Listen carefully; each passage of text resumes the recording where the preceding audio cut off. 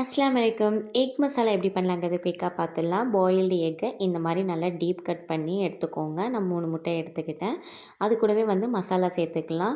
மஞ்சத்தூள், மிளகாத்தூள், இஞ்சி பூண்டு பேஸ்ட்டு, கறி மசாலா, அதுக்கப்புறம் உப்பு சேர்த்து மசாலா கூட நல்லா முட்டையை நல்லா பெரட்டி ஒரு 10 to 15 மினிட்ஸ் நம்ம விட்டுக்கலாம். அதுக்கப்புறம் தேங்காய் எண்ணெயில் நம்ம முட்டையை நம்ம ஃப்ரை பண்ணி எடுத்துக்கலாம். ரொம்ப ஃப்ரை பண்ண வேணாம். அந்த மேலே இருக்கிற வெள்ளைக்கருவு மட்டும் கொஞ்சம் ஷ்ரிங்க் ஆனாவே போதும். அதுக்கப்புறம் அதே எண்ணெயில் ஒரு பல்லாரி வெங்காயம் நல்லா வதக்கிக்கலாம். அது கூட பச்சை மிளகா, இஞ்சி பூண்டு பேஸ்ட்டு, அப்புறம் உப்பு சேர்த்து அது கூட ஒரு தக்காளி, அதுக்கப்புறம் மசாலாவும் சேர்த்துக்கலாம். மஞ்சத்தூள், மிளகாத்தூள், மல்லித்தூள், பெப்பர் பவுடர், அப்புறம் ஒரு டேபிள் ஸ்பூன் சோயா சாஸ் சேர்த்து முட்டையும் அது கூட நல்லா வதக்கி விட்டுட்டு ஒரு 10 நிமிஷம் மூடி வச்சு எடுத்தால் சூப்பரான எக் மசாலா ரோஸ்ட் ரெடி.